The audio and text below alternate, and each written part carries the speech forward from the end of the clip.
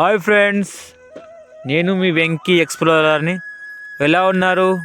అందరూ బాగున్నారు అనుకుంటున్నాను. మీరు బాగుంటే నేను బాగుంటా కదా. మన వీడియోలు చాలా రోజులు రాలేదు, ఏమనుకోవద్దు ఫ్రెండ్స్. ఈరోజు అయితే నేను వచ్చేసి జగన్నాథ స్వామి టెంపుల్ దగ్గర వచ్చినాను. ఇది వచ్చేసి బంజారాహిల్స్ రోడ్ నెంబర్ 12 దగ్గర ఉంటుంది.